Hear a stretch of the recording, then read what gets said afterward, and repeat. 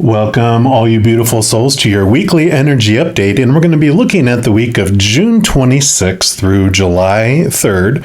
Has some interesting things that are happening this week astrologically, actually starting on the 26th all the way up to like July 1st. The god of war, Mars, is going to be having this interesting kind of energetic dance with Pluto. So you got the god of war and Pluto, which is kind of the destroyer of things. It's like the challenging kind of energy of that planet. And they're both going to be interacting with each other during those 4 or 5 days. So really be aware that there's going to be some it's almost like you can smell gas in the air, and you're like, don't light any matches because it's going to go boom. So just walk gently with others and just kind of carefully walk around. Don't have to walk on eggshells, but just be aware on, do I need to say things that way, or do I need to say that at all? And wait for this week to kind of go by before you bring up any kind of volatile subjects. Because we also have on June 28th the new moon in Cancer. Cancer is a very emotional, energy. It is attached to the moon. So, because Cancer is ruled by the moon, so you've got all this strong emotional energy that is happening. Not so much like a full moon, but a new moon is about new things, new emotions coming in. So you've got that mother, that nurturing energy, that emotional energy that's interacting as well, starting on June 28th, planting new seeds for new emotions, new ways of looking at things too. We also have the Neptune, planet of Neptune, on June 28th, the same day as the new moon, going fully retrograde. We've been in the pre-shadow of it since March 22nd. So you've already started to feel this energy of the Neptune retrograde, which is about like the stripping away of illusions or any kind of realities or any kind of small t truths that could have clouded our vision and keeping us from having clarity. So as this started in March 22nd, like some beliefs, some ways of seeing things have started to be challenged, but now we're going to go full bloom from June 28th all the way through December 3rd in having like this review of what we believe about things. Especially Neptune has to do a lot with our spirituality, our awareness of that kind of dreamy type world as well. And get used to that emotion and that feeling as we revisit that, because we actually it goes direct on December 3rd, but then we go into the post shadow of that, which means that we kind of have a review of the things that we wanted to change all the way up until like March 10th, which is very interesting because Neptune, we start to go kind of head forward, but then we kind of start going to a halt and drifting backward again because we go back in to retrograde June 30th of next year, and we stay in that all the way until December 24th of next year, the 2023, and we'll be in the post shadow of that all the way until March 27th of 2024.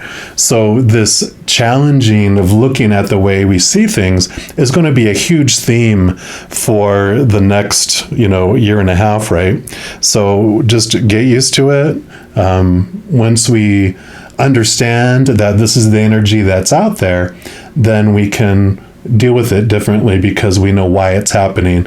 We don't feel as out of water, which makes sense with everything going on in the world, with all these truths that are coming out around political things and, everything everywhere. All of us have been having like this challenge of what do I believe? Because we're hearing different stories from all over the place, and it really starts having you wonder, what is truth?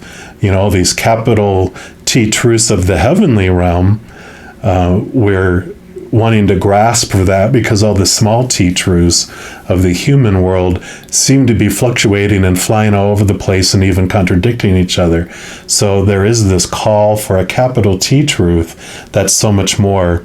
I always say that the small t truths are those that are rooted in the conditional love of the human side, but the capital T truths of the heavenly realm are those that are rooted in unconditional love.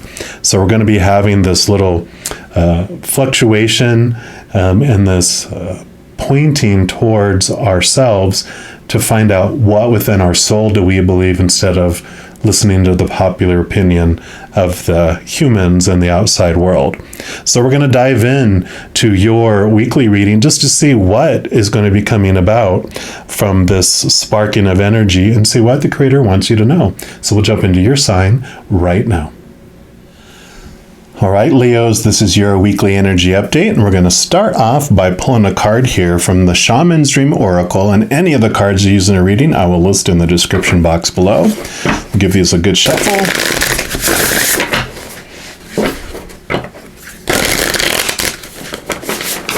One more time.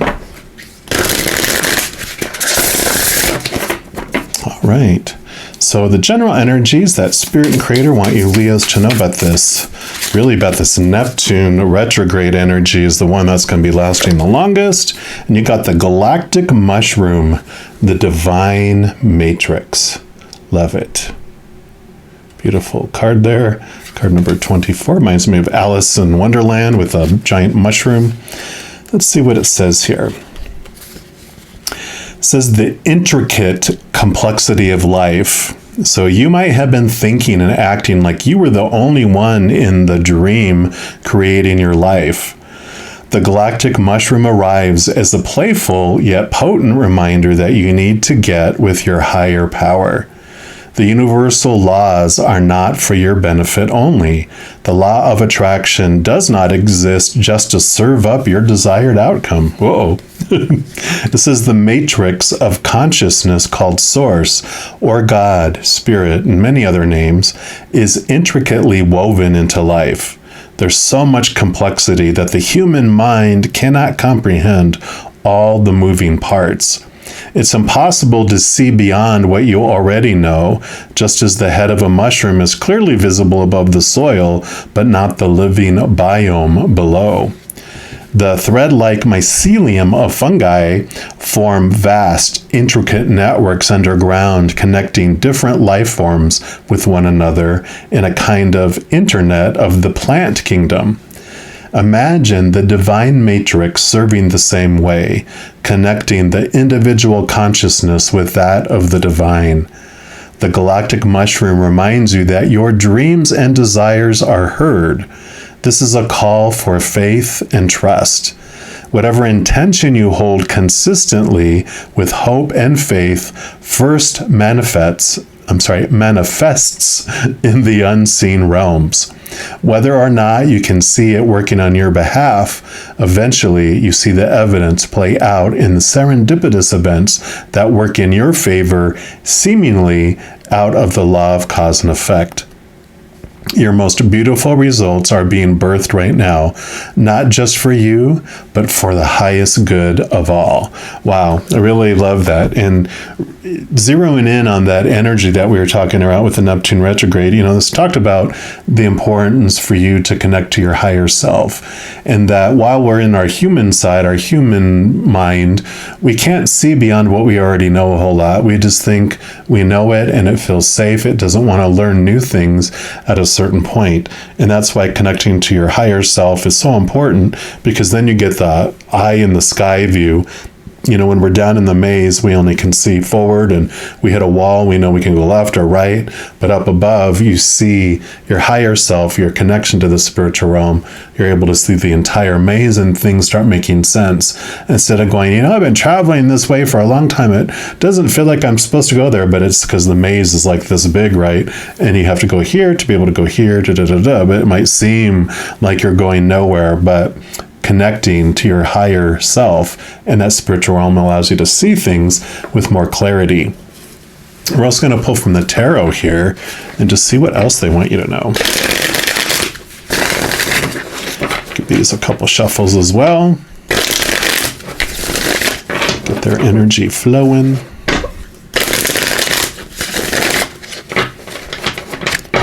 All right, so what else for our Leos? What else would you like them to know, please? Okay, so you've got these three. What else? Okay, that one. Okay, nope, that's it. They just want these 4. And they have this one flip over, so we'll look at this one first, and you actually have the Ace of Cups. And you can see here, the Ace of Cups, for me, represents like it's usually a giant cup. It's, the chalice. It's the Holy Grail. It's full of the living waters, the unconditional love essence of the creator of all things, of source. So, as you connect to your higher self, and I kind of see this as your higher self giving this love and attention to all the little parts of you.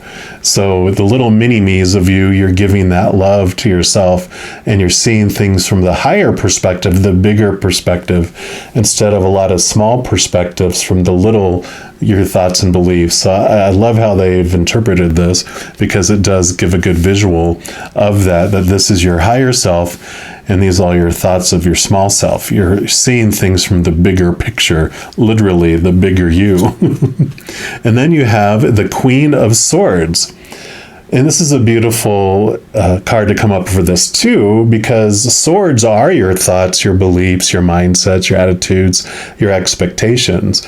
And she has the Ace of Swords in her hands, which gives her the ability to connect to the capital T truths of the higher world, while at the same time allowing her to cut away the thoughts and the beliefs of the small t truths that are rooted in the fear of the human existence. So this brings in a lot of mental clarity, which we kind of talked about here already.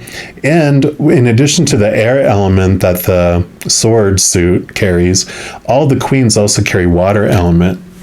So that's our emotions. So this is this balancing coming in too between our thoughts and our heart, our thinking and our emotions, our mind of the human experience and the emotions of intuition and connecting to the spirit realm. So you do have this balancing coming in, again, kind of this duality, and connecting to the high realms and disconnecting and cutting away old thoughts and beliefs that no longer serve you. They have served you up to this point. We come here on purpose to experience all of these uncomfortable emotions rooted in fear, so that we can more fully understand who we really are.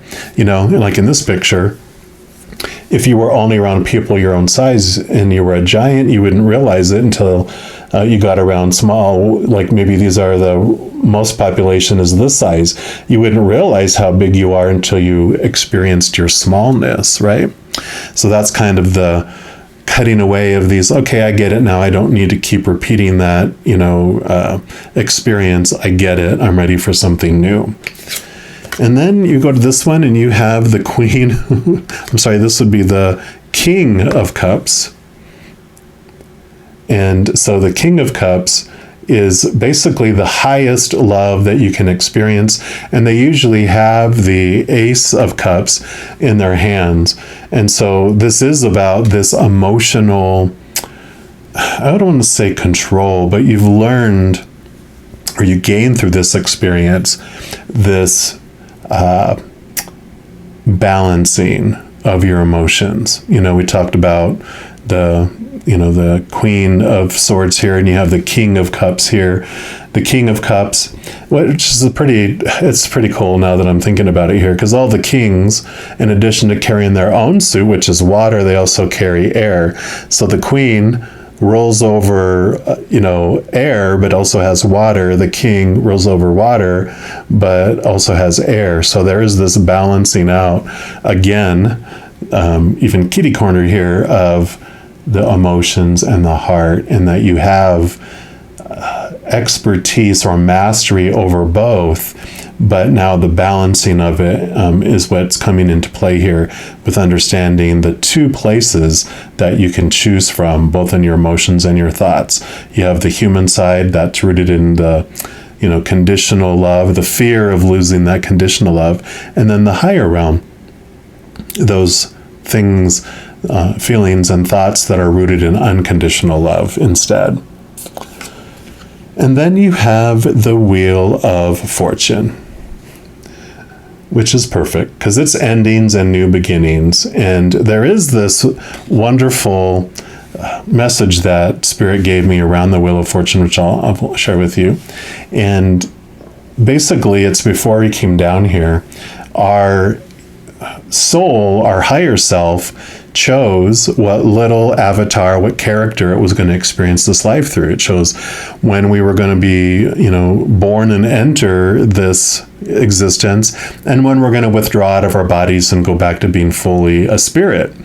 And then all these fated events it wanted to experience, like it said, experience what it feels like to be small, so I understand how big I am, and all these other fated events to come, into our lives. But what's great about that is that even within each fated event, we still have our power of choice, our free will, where we get to choose what emotion we want to feel through that experience and what story we want to mentally apply and the meaning, or the interpretation we put around that event in our lives. And I know sometimes when they first told me that, I'm like, I don't feel like I'm making a choice. When this thing happens, this is how I feel. When this thing happens, this is what it means to me. And they were very gentle. They sat me down and showed me, like any human, when we're younger, we're given all this, supposed to and should, need to and have to, all these popular opinions on what something is supposed to mean and how we're supposed to feel as we go through something. Supposed to, right? It's an opinion. And it's reinforced over and over and over again until it becomes our habit to think that that's what that means and to feel as we experience that. And then it becomes so much of our habit, it becomes our reaction where it happens so fast, it doesn't feel like a choice is being made. But they were like, if you slow it down and look at your life frame by frame, you'll see the second that you made the decision. And it's very empowering because they say if you just take a deep breath, try to slow things down, when things are happening, you can start choosing a new habit on what you want to feel going through something and form a new habit on what something means when it happens. And it helps us move from this like feeling like we're on this out of control drama train that's about to leap off the tracks and explode in a gorge somewhere. Then we look at it more like we're on a monorail train, like at Disney World, that's attached to the tracks, that moves smoothly, has all its perfect stops that are happening on purpose for a purpose. And we go from feeling like life is happening to us and feeling like a victim of life to realizing that life is happening for us, on purpose, for a purpose, and it brings back this power of choice that we have as we're coming in here. So with this balancing of mind and heart and of seeing from both the physical human side and from the higher spiritual side, I feel like that's the message that's coming in here, is recognizing your true power of choice through it all. And then your last card we're going to pull is from this Gentle Creatures Wisdom deck. Let's see what the final message the Spirit has for you for this energy. All right, so for our Leos, okay, there we go. And you have directions. Which way do I go? Which way do I go? What do I choose? So that fits right in, I feel like, with this. It's like, well, what direction should I take? What direction should I go? You get to choose. This is your power of choice. And it really, one of the things that this Wheel of Fortune 2 kind of brings you is you don't fear the future. You don't fear decisions because you know that no matter what you choose and what comes your way, that you get to choose what emotion you want to feel through it and what story to put around it. What does it mean about you and the world or others or whatever, right? Before, we're afraid of the future because we're at the whim of whatever comes our way. If that happens, this is how I have to feel and what it has to mean. But now when you're realizing, like, no, that's just an opinion. I get to choose what direction it is. I get to choose all of that. Then you don't fear what comes your way. Let's see what else they have to say around direction here. So it says, here are two creatures whose paths have crossed on this starry night. The crescent new moon here, of course, we've got the new moon in Cancer also happening, so that's very synchronistic. but it doesn't offer a lot of light, but the stars lend their own glow. The barn owl has asked the gentle creature a question of direction, and the gentle creature crouches down to listen closely. When someone asks for guidance, it is often good to know more about the individual. Does the owl wish to fly there, as many would assume, or is the owl planning to travel in short hops, remaining close to the ground? Once those matters are clarified, then directions can be given. In return, the owl offers the gentle creature answers to their own questions about the road ahead. Directions can be funny things. Sometimes they place us on the direct path, but often they offer us a chance to explore more, and that extra path can mean the difference between a destination and an adventure. What do you want when you ask for directions? Are you looking to reach the end or to discover something new? And I love that too, about asking your higher self. Again, coming back to this big self and small self. This is like you asking your higher self what, for information, and asking the spiritual world for direction and understanding. Like I was talking about seeing things from the eye in the sky, right?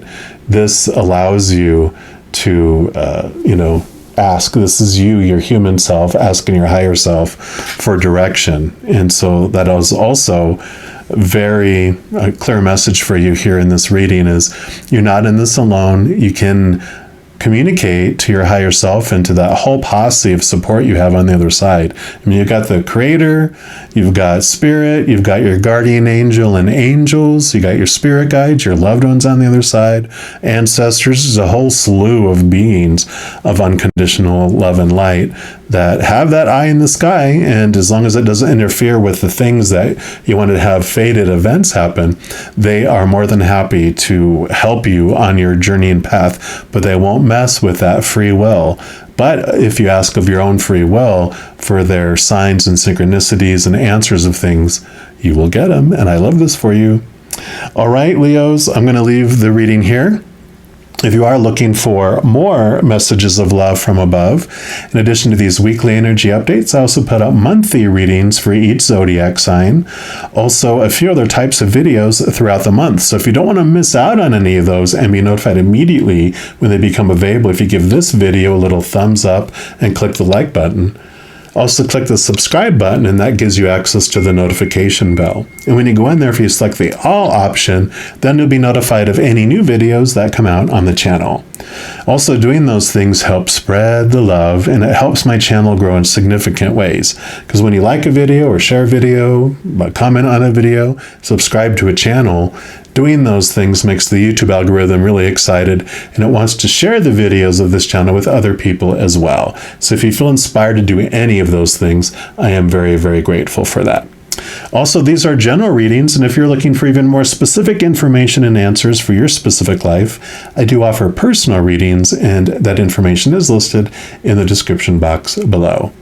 All right, mighty Leos, as you head through this amazing week on this Neptune retrograde journey, please know every second of every day of your life that you are unconditionally loved by the creator of all things. And of course, I love you too. Have an amazing week. We'll be talking soon. In the meantime, you hang in there and you take care.